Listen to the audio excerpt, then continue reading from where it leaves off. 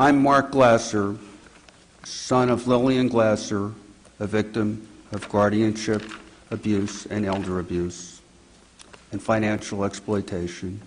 Before I start, I would like to thank my mother, Lillian Glasser, for imbuing in me her courage and fighting spirit.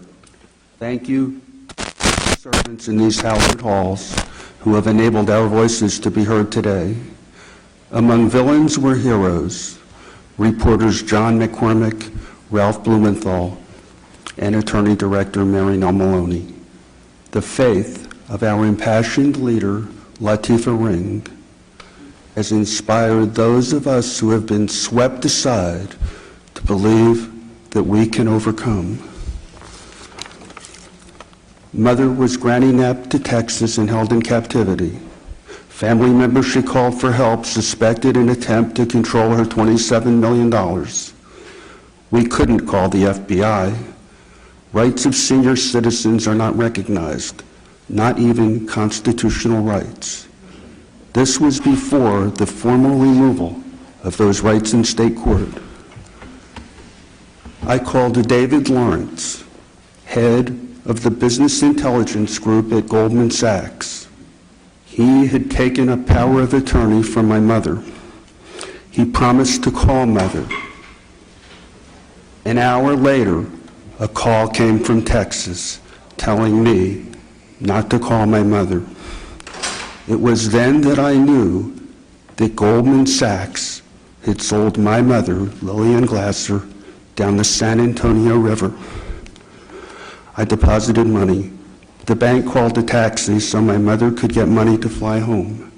Police intercepted Mother's taxi and insisted she be put in guardianship.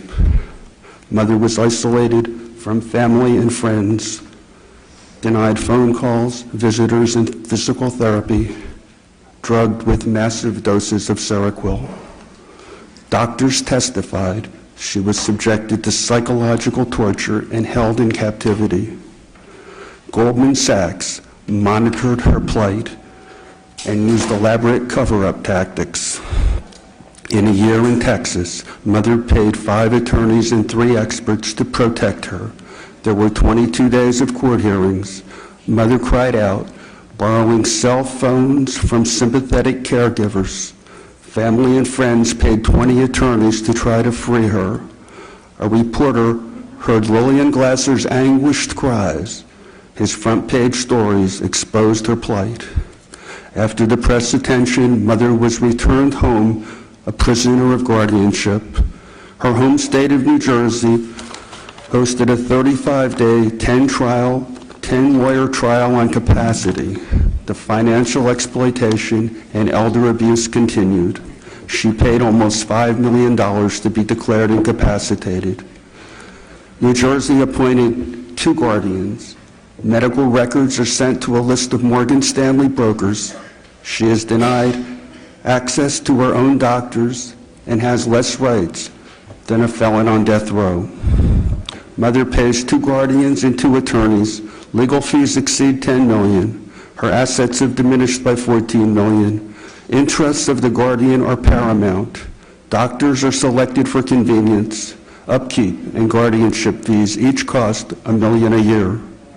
Additionally, an Edwards and Angel attorney who covered up for Goldman Sachs in this case aided and abetted tax evasion and was an accomplice in an attempt to defraud Mother of $600,000 while protecting Goldman Sachs. Drinker, Biddle, and Riath have billed Mother almost $2 million. This case shows how American Arbitration Association clauses inflict financial pain and legal terror on family members. 3 lawyers are suing me. My legal expenses exceed $1 million. Legal terror has devastated my life. Please enact legislation now to protect the rights of our senior citizens. May Lillian Glasser not have suffered in vain. Thank you.